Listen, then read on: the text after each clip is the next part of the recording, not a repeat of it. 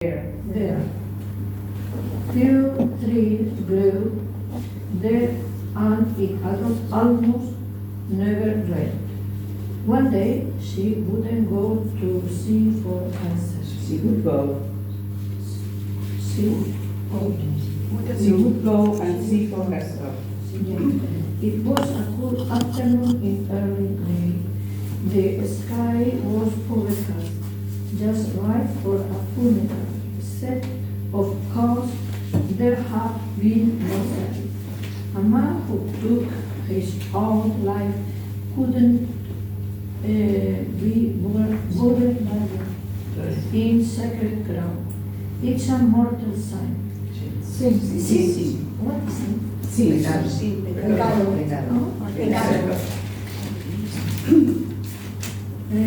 The priest had told her.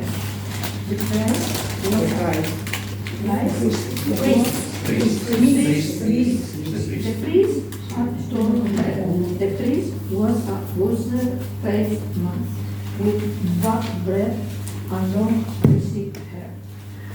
All the rest of the town knew to stay away from him. Oh, just a minute. Just a minute. Well, what do you think of the introduction? Do you think that is totally gone, or is something missing, or do you like it? Yes. Something? Do you understand all the words in the text? I will try. Yeah, but if you have any unknown word or something, just let us know. Otherwise, it's interesting to follow the sounds. Of course, this is all right, but it's better if you understand the whole text. Yeah. And if there are any particular words that you don't know, please let us know. Thanks. Right? Okay. Something. Now we Yeah. Okay. You read because you want to get your pronunciation better, right? Yes. Perfect. You don't have, if I can say, you don't have to pronounce each H when you meet it. For example, from him, from him, from him. It's very easy. It's easier because if we Italian, you Spanish, when meet H always Yes. This kind of sound. okay, Yeah. you have to pronounce the H when it's at the beginning of the sentence. He loves her. It's not he loves her. Okay? This is for you better when you speak and even when you hear. Yes. So I just want to suggest to you It's this. true. And another thing is what you said is perfect, but besides that, I think that intonation Yes. is so Very important. Yes. Because otherwise you are not understood Yes. and Yes. people don't understand you. We have different intonation Yeah, in each language. yeah, In Italian, when we ask a question, we have a glide up. Come ti chiami? But in English, it's not. What's your name? It's what's your name? What's. The main thing is what. you know, the intonation she's speaking about, which is very good idea. Ma che torna What? You suggest to avoid falling down. And Todo joder. Ahí abajo también. what she says that is very good idea is the intonation is like this, or like just on the contrary. Yeah, for example, you are very clever students. Are you? Does it? What are you? Because it's the meaningful part Yeah. that you have to stress. Okay? So, you are very good. Are you? Yeah. Are you? Yeah. So you have to step out. Yes. Yeah. Yes. Go up. Yes. But if you go down, that's a different. Yes. It's a Scale. different meaning. Different meaning. Yeah. The intonation, if you put the right intonation, there is not a right intonation. There is the intonation that means something. Yeah. Okay. Can mean a contrary thing. Yes, that's right. Both together we are a good team, I think. So, that's In fact, I don't think it. for us, for everyone, and they don't pronounce it H. Okay. Yeah. That's it. A man who took his own is not a man who took his own. A man who took his own. Yeah. Okay, it's easy for you because you have to link the word. You have to put any break. Okay. Any That's pause all. in between. Yes. The phrase has to be. Yes, fluid. Fluid. Together, yeah. I'm sure they can do it. Just a Yes, bit of of course. practice. Yes, sir. Yes, they can. Of course. Yes. Next one, please. Christine Anna, her mother and brother, had come here to this corner of the narrow strip of land to bury their father beneath the beams. Just a family and one or two farmers who like them, gain a living from growing grapes and making wine. And Hubert suddenly called. She had been standing still for too long. She looked over the soldier. Everyone else had won, even her mother with her face hidden behind a black lace veil. And had heard someone touch her shoulder as they left. She didn't know whether it was in support of pity. Only the man who had been paid to dig the unmarked grave was still here. Leaning on his spade a few steps away, he was waiting for her to go so he could finish the job, and looked down again. Someone had heard her father's name on the box, Tomás Pérez. Nothing else. It wasn't much to show for a life. I'm sorry, she whispered in Spanish, and made the sign of the cross, then dropped her offering, white and purple white flowers, onto the lid of the coffin. There was a dull thud, and the ribbon came undone, leaving the flowers scattered. Rest in peace, Papa, she said. Then she nodded to the label. As Anna walked away, her long skirt sweeping the dust, she heard the sound of earth falling on the coffin, burying her father's earthly remains in the land he had loved so much. I have a question. For example, in the page 4, you got, there was a dull thud. What is that? Who knows? Where is that? At the end, you know. No, it's a Very good. Very good. También ponía golpe seco. Yeah, very good. That's And what about, ruido sordo. and what about hidden? What is that, this hidden? In the second paragraph, Anna Schiller something cold. She had been standing, her face hidden.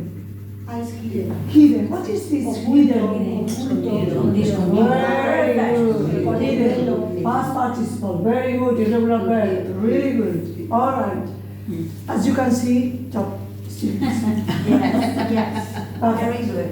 Very good. Okay. No more questions. No. Perfect. To encourage us. Oh yeah, of course. Of course I do. Yeah. Anna walked down through the broad vines with their long, twisted roots to the path and left their house. Her head was full of troubled thoughts. Her father had been found in a clearing higher up the mountain, his leather bag and his eyeglass very were by his side. His shotgun was between his knees. It seemed he had pulled the trigger with a string and killed himself. Anna could not accept that. She knew the other morning, but she didn't believe her father could have abandoned his wife and his sons. The twin brothers were only 11. They were good boys, though lazy. They needed their father. Most of all, and did not believe he would have let her to provide for the family on her own. The sole reason they were still growing grapes on their small patch of lands was because she had worked so hard at his side. Papa, she murmured, grief sticking in her throat. She shallowed hard. I think Miguel should continue. Just the last question, I think. Because What otherwise- about lazy? What is that? Perezosos. What? How do you say in Spanish? Perezoso. Perezoso. Right. And what about in Italian? Pigro. Bigro. Pigro. Bigro. We are learning in Italian anyway. Thank you so much. All right. She shadowed her when they had been told the news of her father's death a week ago. Her mother had collapsed. It had fallen to Anna to identify his body and collect his things. She saw the blue, Black. the blood on his hands and chest. She saw the rib mark on his right index finger where he tied the string tie. But when she saw the empty sock, piece of the empty sock where his right eye had been, Anna had been sick on the floor of the town hall. The thought of that made her born with shame. The mayor had not been kind. He was the brother of the town priest, a firm Catholic. He made it very clear how he judged her father for taking his coward's way out. Anna suddenly felt dizzy. She had eaten nothing all day, save for a piece of dry bread and a small glass of sweet wine. Maybe that was why the world was spinning. The world was spinning. Also, it was very humid. The air was still and heavy. Perhaps a storm was coming. Those storms were rare, and at this time of the year. Anna took off her scarf hat, like all the island women. She wore her hair parted in the middle and tied in a bar at the nape of her neck. She saw her long straight black hair lost before she had been cold. Now she was too hot. When she wiped her down hands with the corner of her petticoat. Petticoat, you know the meaning? Enagua. She saw the deep ribbon around the hem had come loose. She signed, realizing she will have to mend it later. Another task to aid to her growing list. Yes. I want you another question, please. In the page 7, the last paragraph, you have woman. What is that? Woman? Woman? Yeah. Woman? Women. Yeah. In women. Wait a minute. Woman. Woman. Woman, how do you pronounce? Woman. This woman, which is the singular or plural? Singular. Well done. And what about if I say that? Women.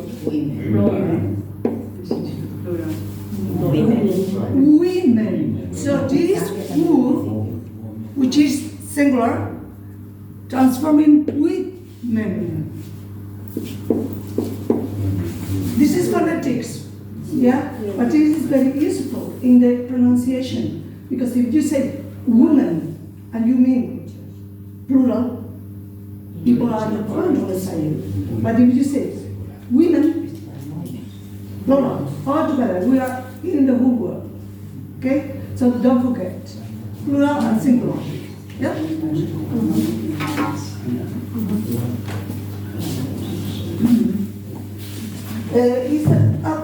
I would like to ask another question. Up to now, what we have read, is it a happy feeling, a sad feeling? What do you think about the writer? Sad feeling. Why so sad feeling?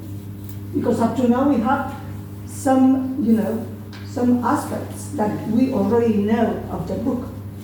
Why is the character is so sad? Because her Because father had committed suicide. suicide. Very. No, Because the moment is not very happy. It said that Because the authorities told About her that for her, it's for her. father, The responsibility is for her. yeah, but something else. Something else. The feeling in It's the not possible. between father and daughter, because she worked side her father. She has a very strong feeling with her father, because her mother is a different personality. Very good lady. What else? Something I else. think it's a strong woman. A strong woman. Yeah. And young something woman. else? Can you add something? She must anger. She must take his anger. She's- His anger. The situation She has anger. of his father. Because she saw the responsibility of all her family for her. And why the mayor is treating her in a bad way? Why? At the moment, we don't know. Maybe I think it's a dark man because he is the border of the price, but it's not. It isn't important. It's the personality of the mayor that's very. But she You is. are a bad woman and your family is bad because your father died in strange Circumstances. Right. and then you don't, the family is out of the society. I think is the way. Right. The way. And what do you think is the character proud of the Catholic Church? Sorry? No. Aha, why not?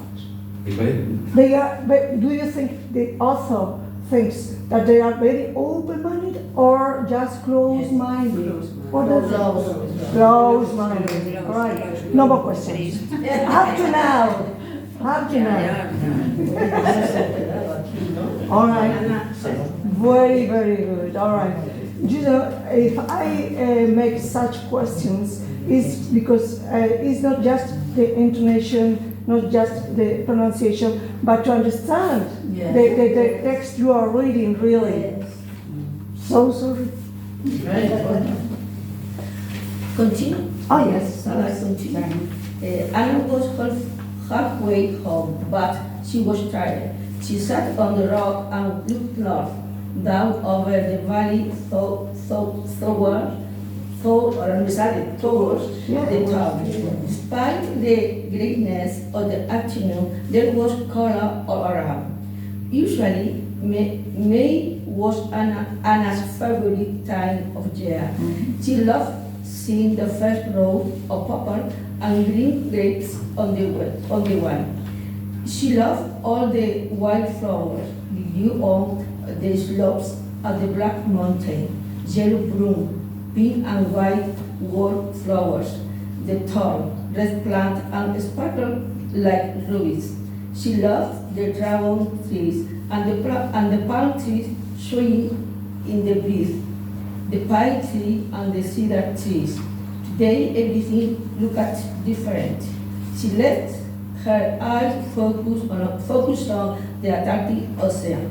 From this high up, the view was so wide that she could see how the horizon wasnn't straight but a curve. Higher in the middle or lower at the edge. The sea was wild in winter, the waves crashing on the rocks. Today the water was calm. Her hometown was the most important port in Tenerife, welcoming trading ships from all corners of the globe. They arrived with sugar and dyed sugar and dyed the clothes and carried away from famous wine. All right. How do you pronounce the name of the ocean? Ocean? Yeah, but how do you call it? Atlantic. It's like this T, and L is like a Z. Atlantic. Atlantic Ocean. Oh, perfect. Atlantic. Very good. Wine from the Canary Island was sent all over the world. It was an important port and a rich one. At this time of day, Anna knew the fishermen would be mending their nets. Their wives would be smoking seaweed and gutting fish. The port was where her twin brothers, Pablo and Carlos, were often to be found watching the top ships. They dreamed of a life on the sea, not a life tilling the soil. They talk of great breeding and sales of countries on the far side of the world. From here, Anna could see all the white buildings of the town and the top, thin spire of the church of Santana. Her parents had named her after the saint, the patron saint of mothers, in gratitude of finally having a child who lived. 4 babies before Anna had been born dead, or lived only for a few hours. 2 others died after her, then the twins came along. She thought of them often, those dead sisters and brothers she would never know. So many ghosts. Anna feigned herself with her head through it made no difference. There was an odd atmosphere this afternoon, as if something was about to happen, and a strange smell. She's knife. It was like bad eggs. I have a question. What do you think about the Pablo and Carlos, who are her brothers? Are they happy in the place, or what do they want to do? They want to Go to the sea. on the sea. Why? They want to be sailors. Yes. And do they want to grow plants, or No, not at they all? don't like. It's a way of escaping from the place. Do you agree? Perfect. I have a doubt. Yeah. When in the second paragraph, when it's talking the fisherman we made the net, they give a smoking secret and eating fish. Eating fish, I understand perfectly. But smoking seaweed, I thought is smoking. ¿Es smoking? No. Seaweed o se está secando. Secando. It's getting dry. I had that. It's a way to preserve the fish. It's the same to smoking. Smoking, Getting dry. the meaning is different the smoke, smoke. Yeah, oh, yeah, of course. It's different. It's a mar. Ahumamos. Yeah. Smoked salmon. Sacar del chipán. Gutting fish. This is, you know, las tripas, Any other question? They clean the fish to put it in the smoke and reserve it afterwards. Exactly. I don't understand how did the other Raro, impar. By number is impar, no? Different. Where are we? Strange. Raro, in Spain, raro. Weird. Weird. It's written W-E-R-R-D, right? Is the same odd? It's the same as synonym. Yeah. odd and odd? Odede.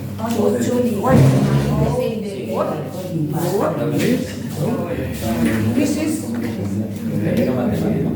Es matemáticas, sí, para matemáticas This is weird, odd, right? They are synonymous words. Yeah? Right? Strange. Strange.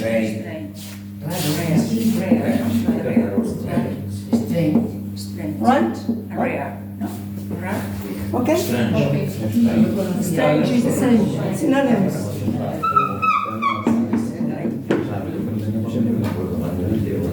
Okay? El números impares y los números pares. El 3 y 5.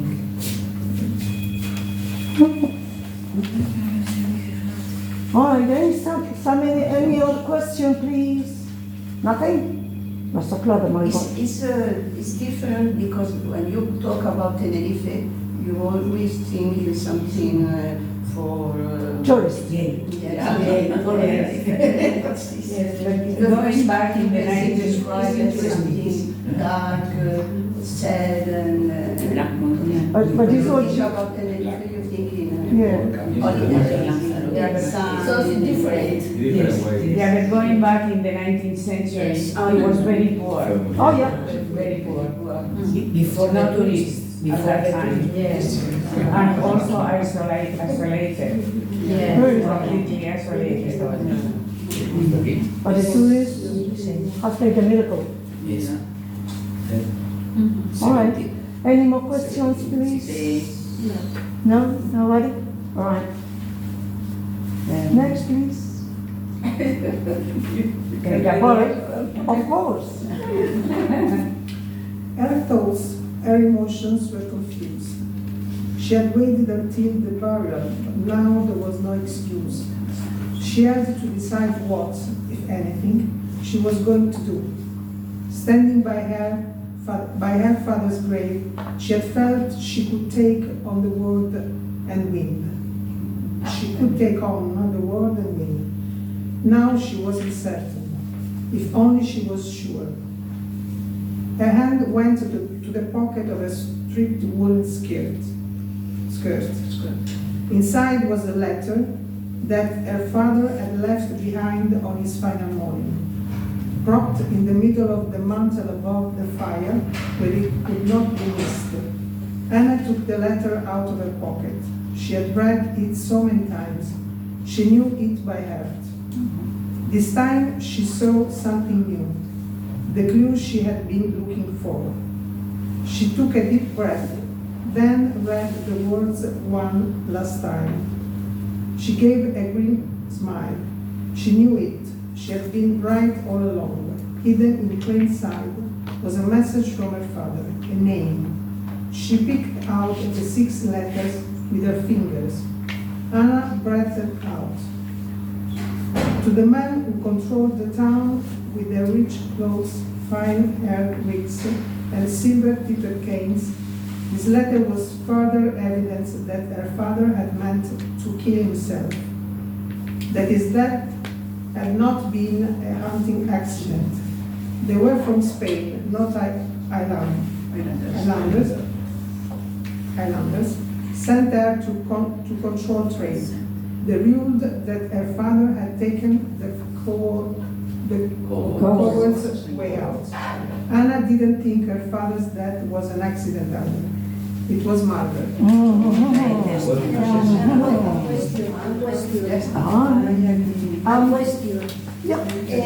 The expression she knew it by birth. By heart. Tenía una corazonada.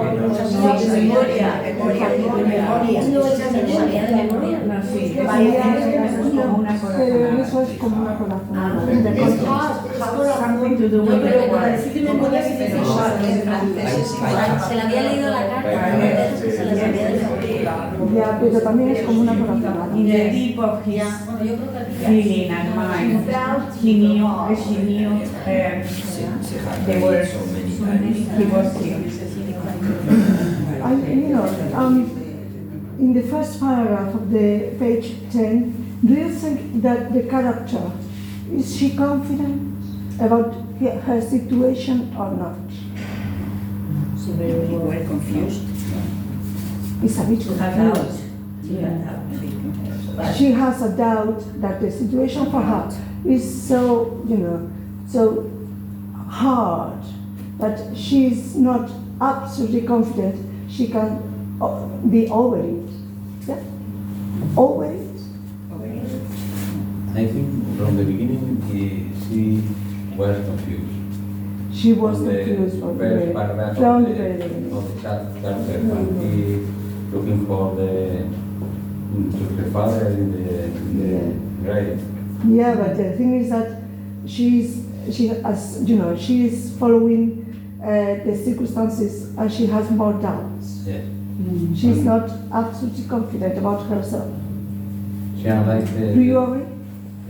the letter and over and over it was increasing the doubts. All right. I don't agree. All right. She is seeing the difficulties for her future. Exactly. Yes. Her future is not very. It's uncertain. clear. Uncertain. Because it's too much for us, maybe. Yeah? Difficult situation. Anyway. Right? Any other question, please? No? Right. We can. Yeah. Anna's eyes filled with tears. As her father was dead, his body lying in the cold ground. Up till now, Anna had not allowed herself to weep. Now that she knew he had not left them willingly, somehow it meant she could allow herself to cry. Anna shook her head. No, not yet. She had to stay strong. She wiped her eyes with the back of her hand, then stood up. She felt scared, but mostly she felt angry. If she was right about the message her father had left, then she had to be careful. His enemies were powerful men. If they knew Anna had worked out what he had done, they would silence her. The stakes were high, and she'd been putting her mother's and brother's lives at risk too. From the way the shadows were falling on the mountainside, Anna knew the afternoon was almost done. She knew she would go home to their white house at the bottom of the slope with its old brown wooden shutters and porch. Her mother would be worried, and she was Anna's responsibility now. But there was somewhere Anna had to go first. It wasn't far. It's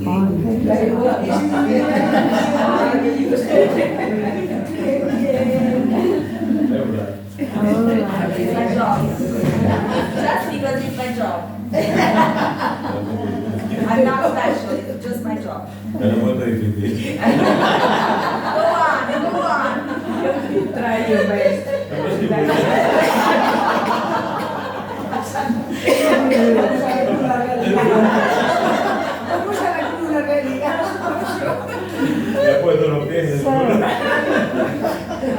So just Try your best. Just for the anniversary.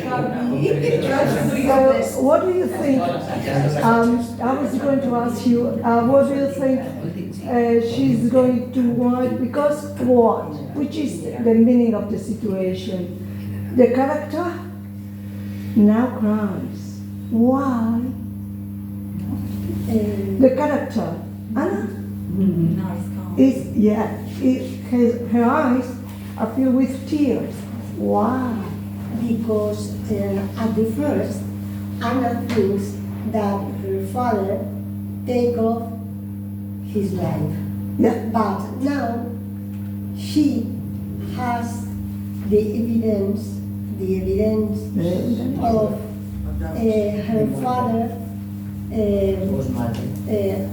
was killed by other person. All right. I think. All right. Okay. But can be that Anna thought that her father is murderer, no? She presumed that Yes. from the beginning. Yeah. But there is another reason. Oh, sorry. Another reason. Anna knows that her father has very powerful enemies. Yes. But Anna Yes. had got several letters from his That doesn't matter, but her father, she knows that her father had very powerful enemies. So watch out. The story is getting complicated. Also, her father owes some money to some people. Yes. I think it's to the rulers of the town, the ones that I think at the end. She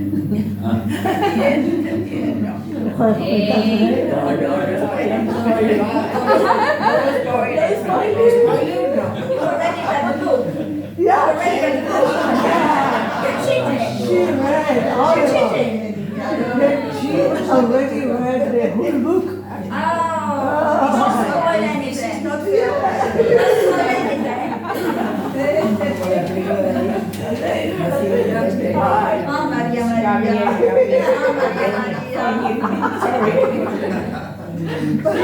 It's about a situation in the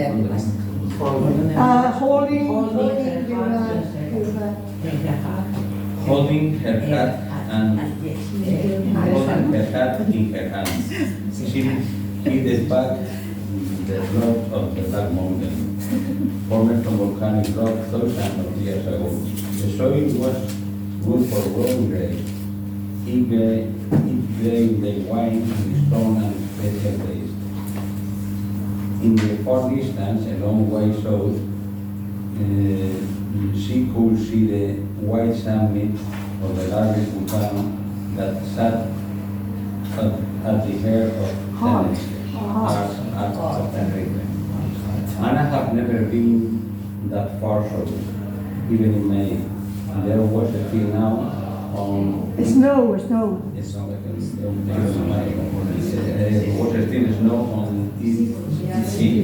Cyrus said that at sunrise and at sunset, when the sun was low, the volcano cast a shadow on the other island 9 miles away across the sea. The people who lived on the island before the Spanish came said that the devil lived inside. When the devil was angry, he sent fire and rocks up into the sky.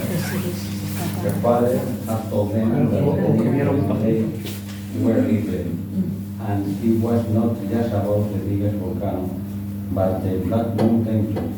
The twins, Pablo and Carlos, had covered the years pretending to be expressions. But Anna had loved the story and backed it into Bueno, no pasa nada. Si no se lo pregunto. Se ve. Night after night, when she was with Anna sat on the wooden balcony the path of the crowd and watching the black mountain. Compañero que está en la secretaría. Esto es el vídeo proyecto. Claro, esto es el proyecto. Y me da miedo tocar. Porque así desconectamos algo. Porque aquí te habla del vídeo, del volumen, el USB. Source stream, o sea, no tiene, si no tenía screen. María José, now you continue, because otherwise it's going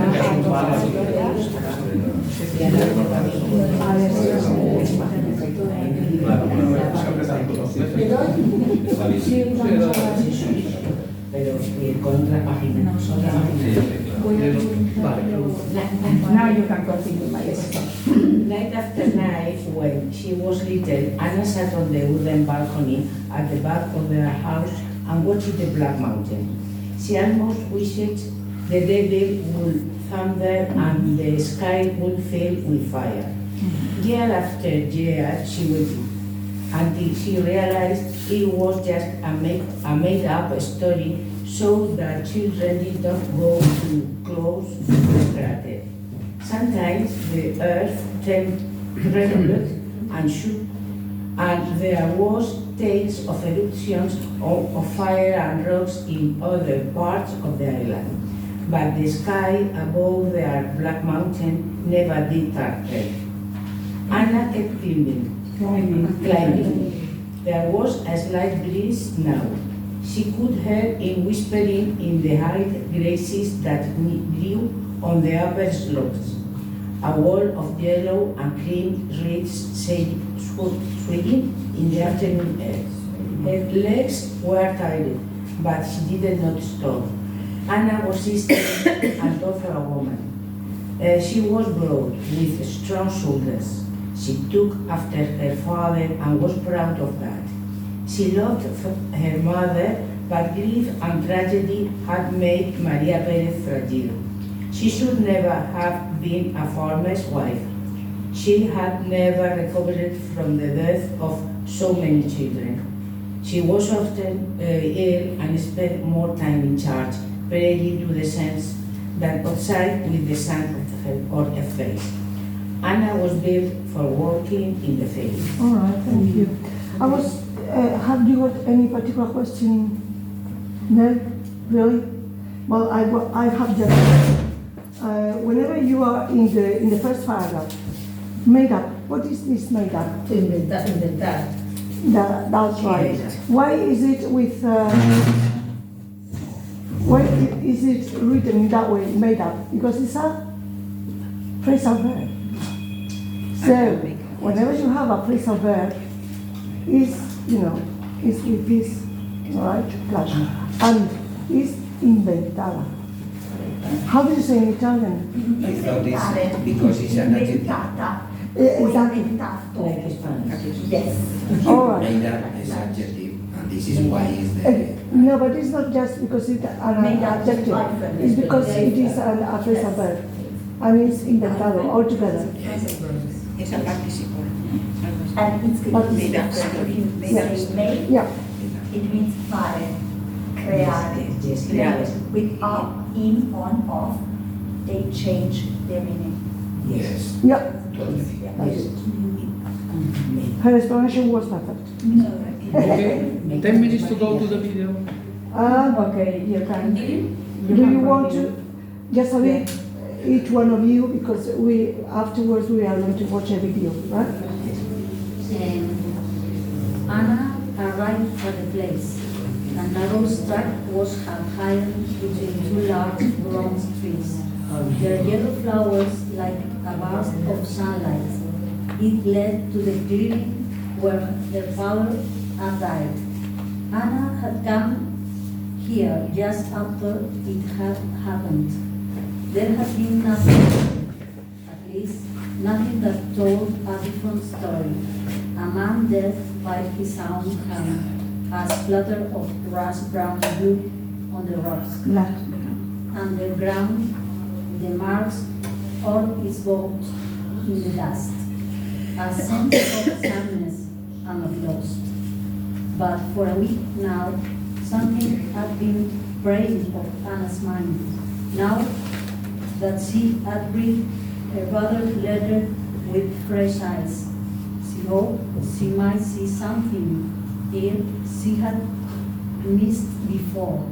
Anna hoped that if she listened hard enough, maybe his God might speak to her.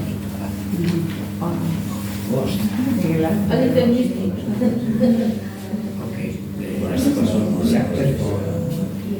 Pablo and Carlos were their sisters Anna had told them to stay at home, but as soon as they were sure their mother was asleep, they sneaked out of the house and went down to the port. She thought they spent much time watching the tall ship, but she didn't understand. All they wanted was to go to sea. The twins, as alike as peas in a pot, were sitting on the low wall by the beach, banging their heels against the wall. There was in which of them could throw a stone the farthest. The boys took after their mother. They were small and pale, with long brown curly hair to their shoulders. Everyone struggled to tear them apart, but Pablo had a tiny scar on the inside of his left wrist. When he was 6 years old, he had torn his skin on a jagged piece of wire when trying to steal apples from an orchard.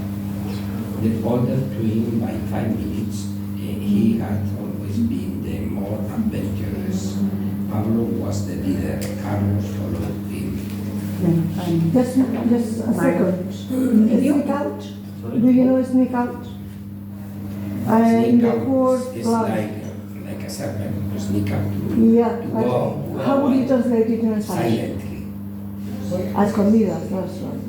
All right. Squeeze. Squeeze, yeah. That's it. Gattaiolare. Gattaiolare. Gattaiolare, gateando. Yes. Gattaiolare, gateando. Perfect. En español. All right. Continue? Yeah, please. Have you more sense than to be throwing stones? The twins scrambled up from the wall just as the face of Widow Silva loomed up from the black sun below them. You are old enough to know better, she said. Haven't you something useful to do? Carlos pulled a face. Not today. Pablo jabbed him in the wrist with his elbow.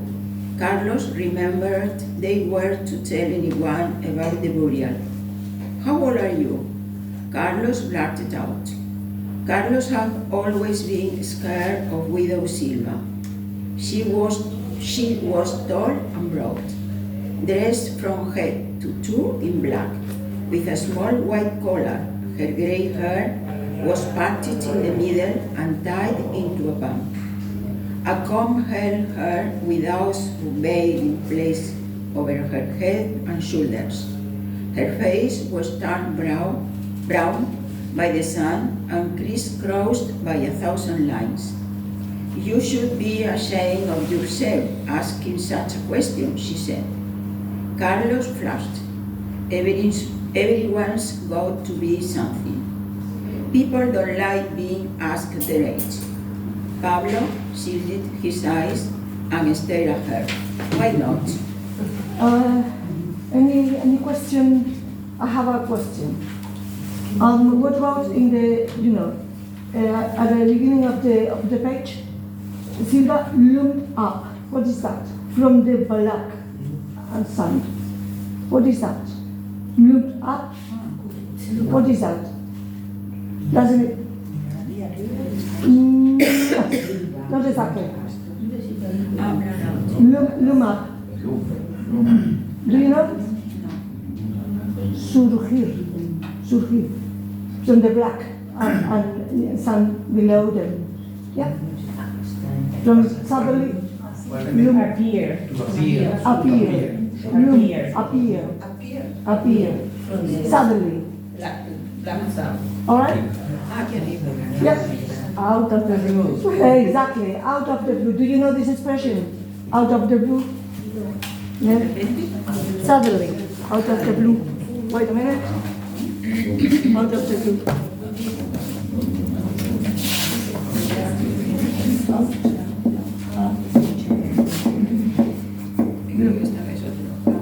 De repente, out of the blue. Yeah, right? It's the same meaning. In Italian? Per la tristezza, pentirsi.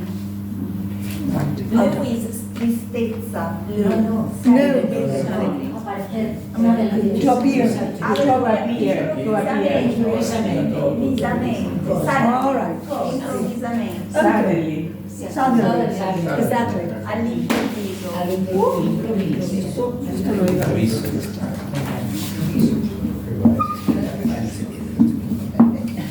Okay, maybe. We go? Yeah. Very good.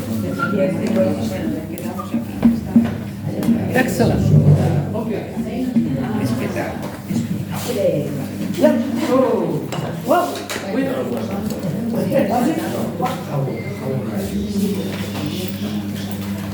So we have just the time to watch videos. And as we were saying those days, we are trying to learn different accents and different sources of information. Where could we get more information? There are many, many different sources. The point is chosen the best ones. One of these sources that is excellent is TED Conversations, TED. Do you know them? Yeah. TED. Yeah. Okay? Yeah. Very good. Yes. TED. One TED conversation that is excellent is Ken Robinson on education. And education is the base of anything, so it's very interesting. Ken Robinson is very famous. He's from the UK. He has been living in many different countries.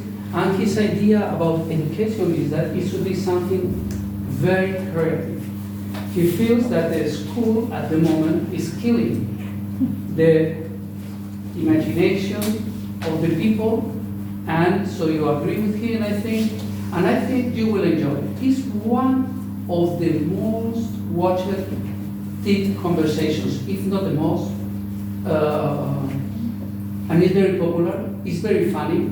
He has that capacity, so he's learning not only his English, that is very good, it's excellent, but only how he addresses the people, how he transmits the message in a nice, funny way, and transmitting a lot of information. So, do you want to see? Yes. You want to watch it? Very good. Let's go. We have a mystery here. Nobody knows how to lower the screen. So, we don't know how. The responsible person is not here today, and nobody knows how to do it.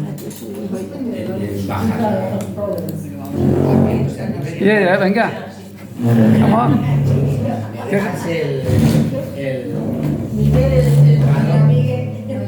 ¿Dónde está el palo? Este no.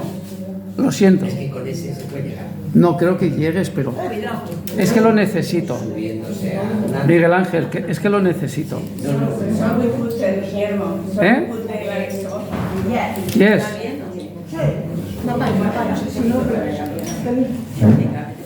Venga, vale.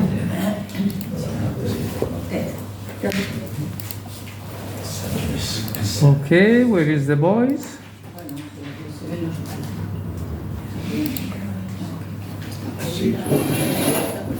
Vale. Ah,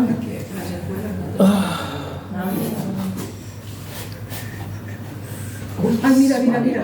Nos quieren ayudar. Ah, muy bien, muy bien. Wow. Molina, cualquiera se mete contigo, ¿eh? No sé si será esto, pero bueno. No, pero eso es seguro. Ahí tienes a Miguel Ángel que lo... Tienes que abrir ya. Ahora. Ahora. Molín Carlisco. No. Espera, ayudamos. Mira, está aquí.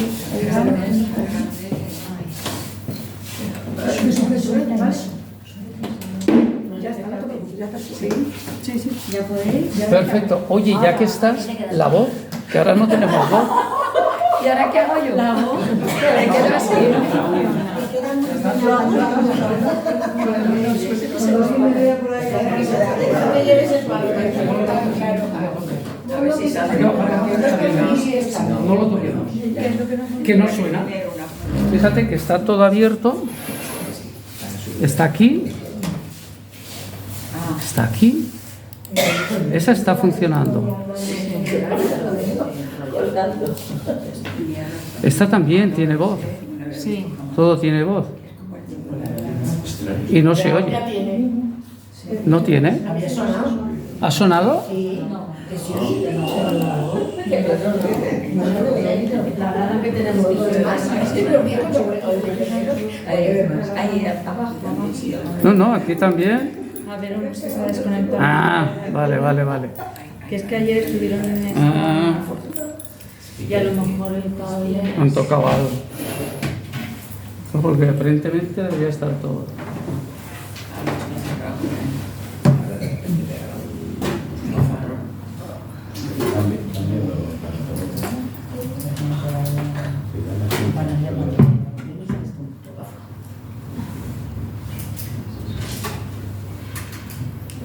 El mando es el mando de que es que Eso es para la pantalla, ¿sabes? ya, pero igual es que está... Ajá. Lo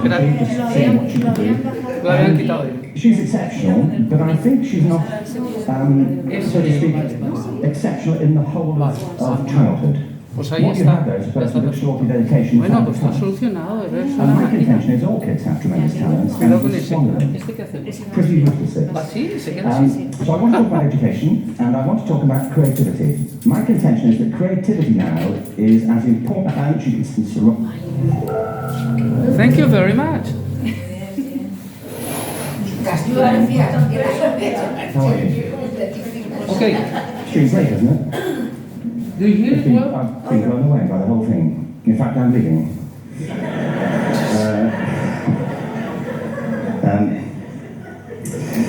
There have been three themes, haven't there, running through the conference, which are relevant to what I want to talk about. One is the extraordinary evidence of human creativity in all of the presentations that we've had and in all the people here. Just the variety of it and the range of it. The second is that it's put us in a place where we have no idea what's going to happen in terms of the future. No idea how this may play out. I have an interest in education. Actually, what I find is everybody has an interest in education. Don't you?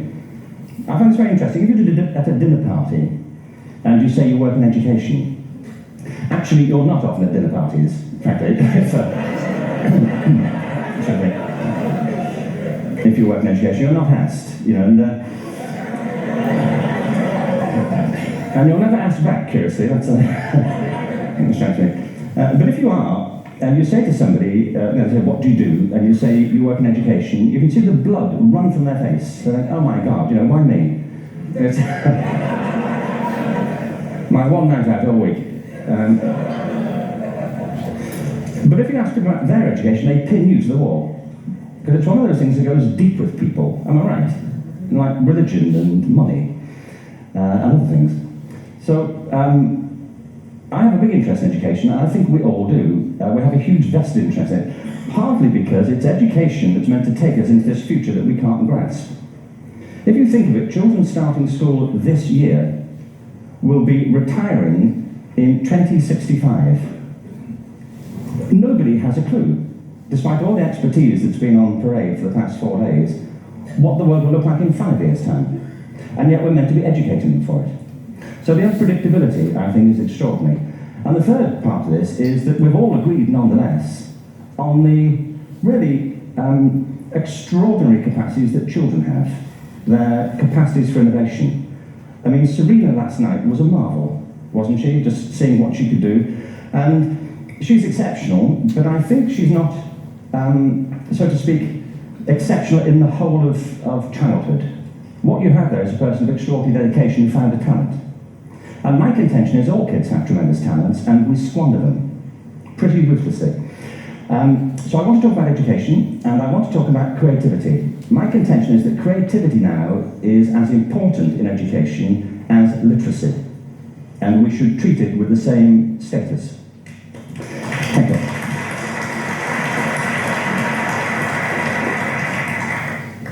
That was it. Thank you very much. So, 15 minutes left. Well, I was born. No, I had a great story recently. I love telling it. Of a little girl who was in a drawing lesson. She was 6 and she was at the back drawing, and the teacher said this little girl hardly ever paid attention. And in this drawing lesson, she did. And the teacher was fascinated. She went over to her and she said, "What are you drawing?" And the girl said, "I'm drawing a picture of God." And the teacher said, "But nobody knows what God looks like." And the girl said, "They will in a minute."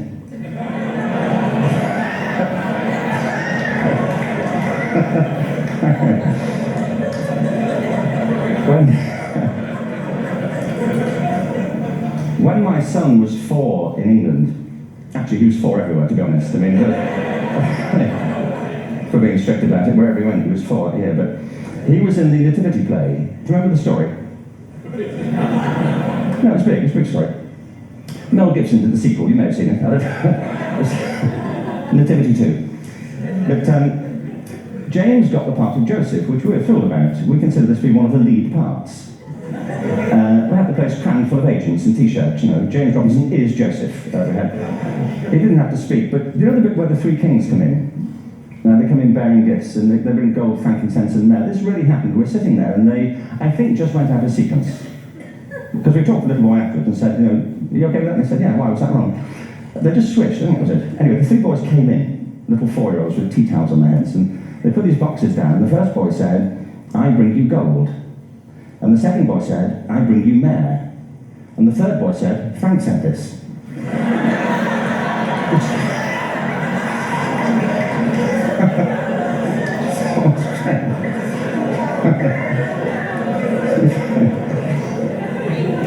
What these things have in common is that kids will take a chance.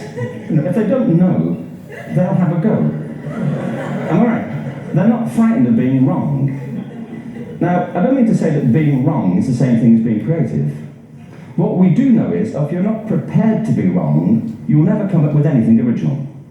If you're not prepared to be wrong. And by the time they get to be adults, most kids have lost that capacity. They have become frightened of being wrong. And we run our companies this, by the way. We stigmatise mistakes. And we're now running national education systems where mistakes are the worst thing you can make. And the result is that we are educating people out of their creative capacities. Picasso once said this. He said that all children are born artists. The problem is to remain an artist as we grow up. I believe this passionately that we don't grow into creativity, we grow out of it. Or rather, we get educated out of it. So why is this? I lived in Stratford-on-Avon until about 5 years ago. In fact, we moved from Stratford to Los Angeles. So you can imagine what a seamless transition, you know, this was from... actually, we lived in a place called Snitterfield, just outside Stratford, which is where Shakespeare's father was born. Are you struck by a new thought? I was. You don't think of Shakespeare having a father, do you? Do you? Because you don't think of Shakespeare being a child. Do you? Shakespeare being 7. I never thought of it. I mean, he was 7 at some point. He was in somebody's English class, wasn't he?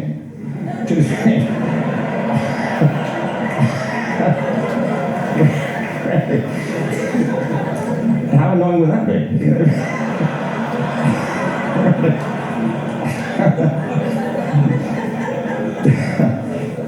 Must try harder. Being sent to bed by his dad, to Shakespeare, go to bed now, you know, to William Shakespeare, you know, and put the pencil down, you know, and stop speaking like that. You know, it's confusing everybody.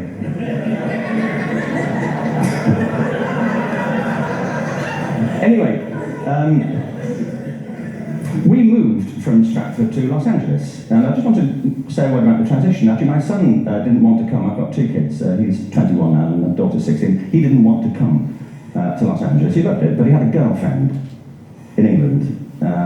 This was the love of his life, Sarah. He'd known her for a month. Mind you, they've had their 4th anniversary. Because it's a long time, he was 16. Anyway, he was really upset on the plane. He said, "I'll never find another girl like Sarah." And we were rather pleased about that, frankly, because she was...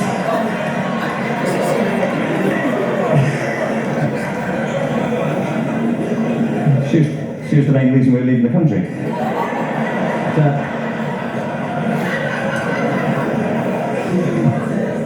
But something strikes you when you move to America and when you travel around the world. Every education system on earth has the same hierarchy of subjects. Everyone, doesn't matter where you go. You'd think it would be otherwise, but it isn't. At the top are mathematics and languages, then the humanities, and the bottom are the arts, everywhere on earth. And in pretty much every system too, there's a hierarchy within the arts. Art and music are normally given a higher status in schools than drama and dance. There isn't an education system on the planet that teaches dance every day to children the way we teach them mathematics. Why? Why not? I think this is rather important. I think maths is very important, but so is dance. Children dance all the time if they're allowed to. We all do. We all have bodies, don't we? You know, did I miss a meeting? I mean, I think... Truthfully, what happens is, as children grow up, we start to educate them progressively from the waist up. And then we focus on their heads, and slightly to one side. If you were to visit education as an alien and say, what's it for, public education, I think you'd have to conclude, if you look at the output, you know, who really succeeds by this, who does everything they should, who gets all the brownie points, you know, who are the winners? I think you'd have to conclude the whole purpose of public education throughout the world is to produce university professors. Isn't it? They're the people who come out the top, and I used to be one, so there, you know. But, and I like university professors, but you know, we shouldn't hold them up as the high watermark of all human achievement. They're just a form of life. You know, another form of life. But they're rather curious, and I say this out of affection for them. They're sort of curious about professors. In my experience, not all of them, but typically, they live in their heads. They live up there, and slightly to one side. They're disembodied, you know, in a kind of literal way. You know, they look upon their body as a form of transport for their heads. You know, it's a way of getting their head to meetings.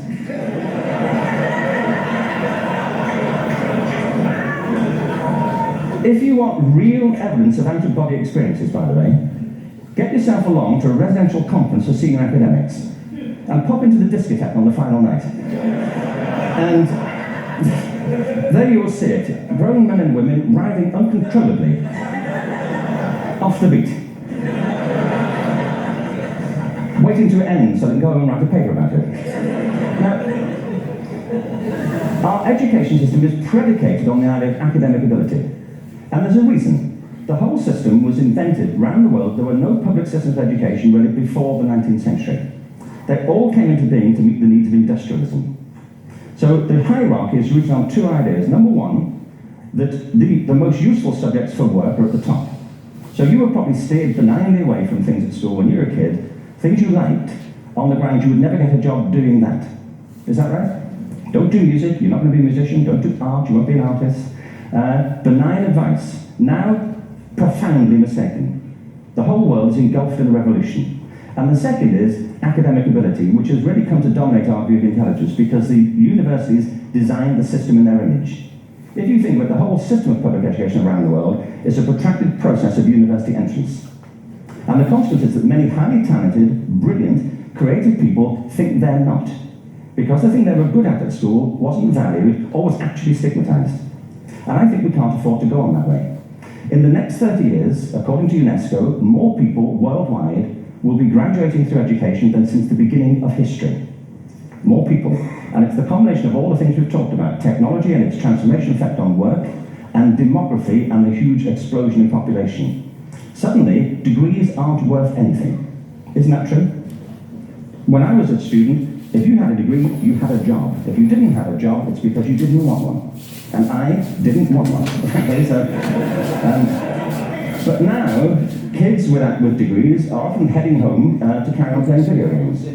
Because you need an MA, where the previous job required a BA, and now you need a PhD for the other. It's a process of academic inflation, and it indicates the whole structure of education is shifting beneath our feet.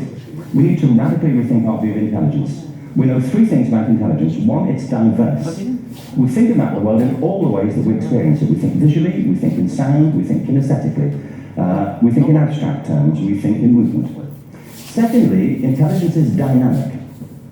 If you look at the interactions of a human brain, as we heard yesterday from a number of presentations, intelligence is wonderfully interactive. The brain isn't divided into compartments.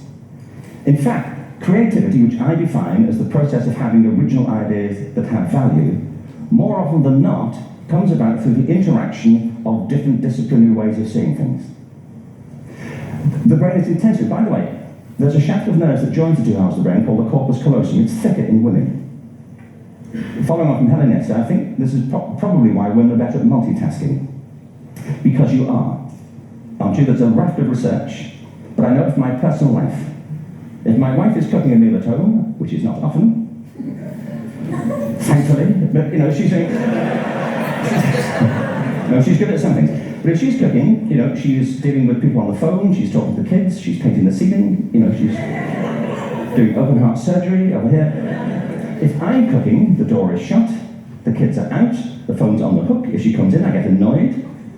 I say, "Tell me, please, I'm trying to fry an egg in here." You know,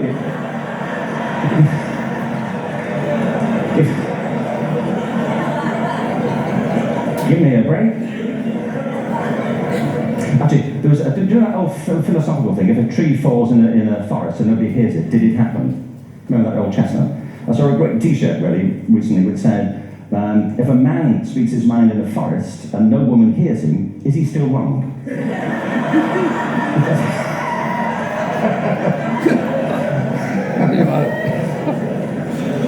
And the third thing about intelligence is it's distinct. I'm doing a new book at the moment called Epiphany, which is based on a series of interviews with people about how they discovered their talent. I'm fascinated by how people got to be there. It's really prompted by a conversation I had with a wonderful woman who most people have never heard of. She's called Gillian Lynn. Have you heard of her? Some have. She's a choreographer and everybody knows her work. She did Cats and Phantom of the Opera. She's wonderful. I used to be on the board of the Royal Ballet in England, as you can see. And anyway, June and I had lunch one day. I said, "How'd you get to be a dancer?" And she said it was interesting. When she was at school, she was really hopeless. And the school in the 30s wrote to her parents and said, "We think Gillian has a learning disorder." She couldn't concentrate, she was fidgeting. I think now they'd say she had ADHD. Wouldn't you? But this was the 1930s and ADHD hadn't been invented, you know, at this point, so it wasn't an available condition, you know, people weren't aware they could have that. Anyway, she went to see this specialist. So this oak panel room, and she was there with her mother, and she was led and sat on this chair at the end, and she sat on her hands for 20 minutes while this man talked to her mother about all the problems Gillian was having at school. And at the end of it, because she was disturbing people, their homework was always late and so on, little kid. In the end, the doctor went and sat next to Gillian and said, "Gillian, I've listened to all these things that your mother's told me. I need to speak to her privately." So he said, "Wait here, we'll be back, we won't be very long." And they went and left her. But as they went out of the room, he turned on the radio that was sitting on his desk. And when they got out of the room, he said to her mother, "Just stand and watch her." And the minute they left the room, she said she was on her feet, moving to the music. And they watched for a few minutes, and he turned to her mother, and he said, "You know, Mrs. Lynn, Gillian isn't sick, she's a dancer. Take her to a dance school." I said, "What happened?" He said, "She did. I can't tell you how wonderful it was. We walked in this room, and it was full of people like me. People who couldn't sit still. People who had to move to think. Who had to move to think. They did ballet, they did tap, they did jazz, they did modern, they did contemporary. She was eventually auditioned for the Royal Ballet School. She became a soloist, she had a wonderful career at the Royal Ballet. She eventually graduated from the Royal Ballet School, found her own company, the Gillian Dance Company, met Andrew Lloyd Webber. She's been responsible for some of the successful musical theatre productions in history. She's given pleasure to millions, and she's a multi-millionaire. Somebody else might have put her on medication and told her to calm down. Now, I think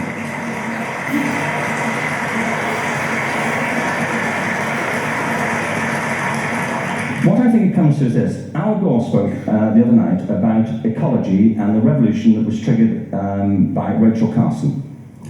I believe our only hope for the future is to adopt a new conception of human ecology, one in which we start to reconstitute our conception of the richness of human capacity.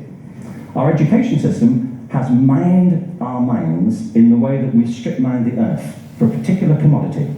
And for the future, it won't serve us. We have to rethink the fundamental principles on which we're educating our children. There was a wonderful quote by Jonas Salk who said, if all the insects were to disappear from the earth, within 50 years, all life on earth would end. If all human beings disappeared from the earth, within 50 years, all forms of life would flourish. And he's right. What TED celebrates is the gift of the human imagination. We have to be careful now that we use this gift wisely and that we avert some of the scenarios that we've talked about. And the only way we'll do it is by seeing our creative capacities for the richness they are and seeing our children for the hope that they are. And our task is to educate their whole being so they can face this future. By the way, we may not see this future, but they will. And our job is to help them make something of it. Thank you very much.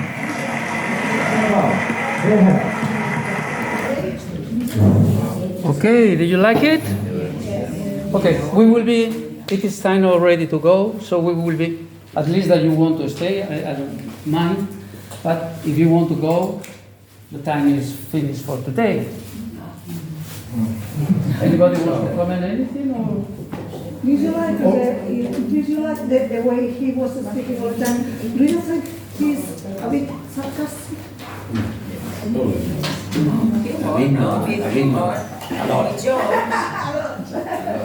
A lot. But in this way, to my understanding, he grabs the audience. Yes. It's a way of keeping it and makes it very interesting. And you remember the interesting things besides the trivial things he's saying. He's making jokes. The jokes are very clever, are very good. They are not really jokes because the things he's saying are beautiful. No, a girl who is ready to make a design and this is God. Yes, this is God. I don't care who else say anything. This is God. Well, that is yeah.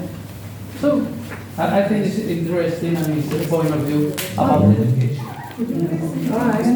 Es interesting. Ken Robinson. Ken Robinson. Is a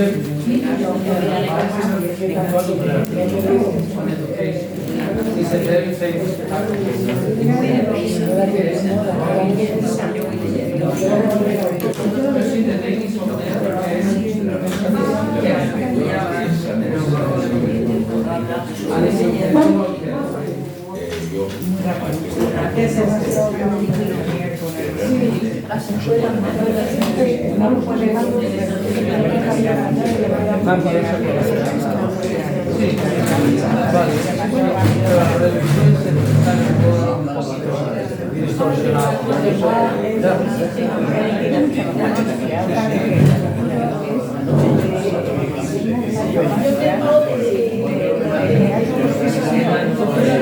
No busques empleo, créalo.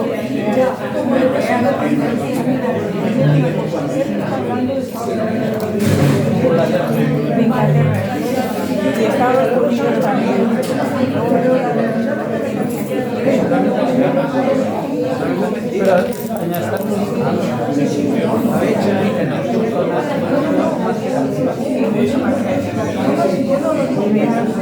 Dogmática.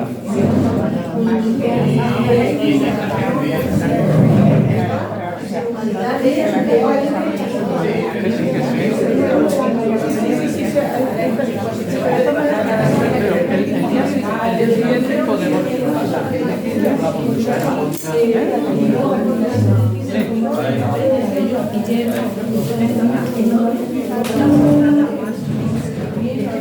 sí, te llegará.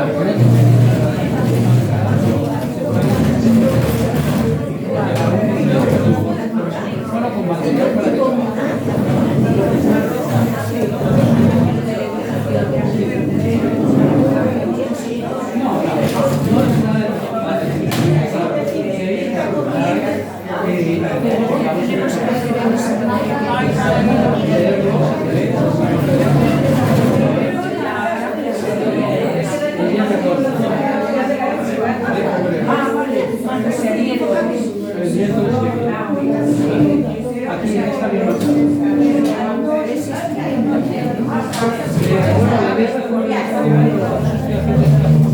este ensayo porque no va a decir pero lo voy a grabar para que lo pueda ver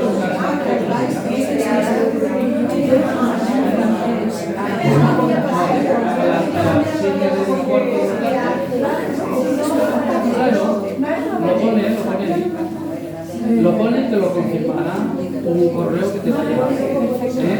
Miércoles a las 7:15.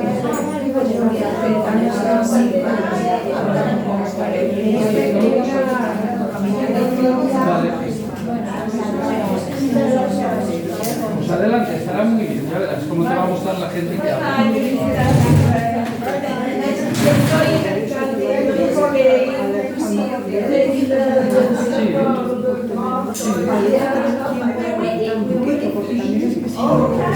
Se desaprovecha por eso. Es que hace expresión de como que has entendido esto. Por lo menos le digamos o lo podemos hacer o lo hacemos también el próximo día al principio. Vale. Y hacemos los títulos sobre todo efectivamente hay que yo no le voy a desatar más. Sí, claro. Por ejemplo, se trae hecho una chuletilla o estas expresiones las hay y lo podemos ir parando y luego también cuando lo pueda ir y de utilizarlas cada una. Es que si no se desperdicia mucho, ¿no?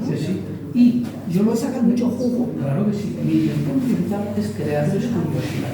Yo quiero que vean, hasta luego, yo quiero que vean esto y además que las charlas, ya cierro yo porque quiero hacer unas charlas. Os vais a dar una vueltecilla. Perfecto, pasarlo muy bien. Thank you so much. Ciao. Ci vediamo.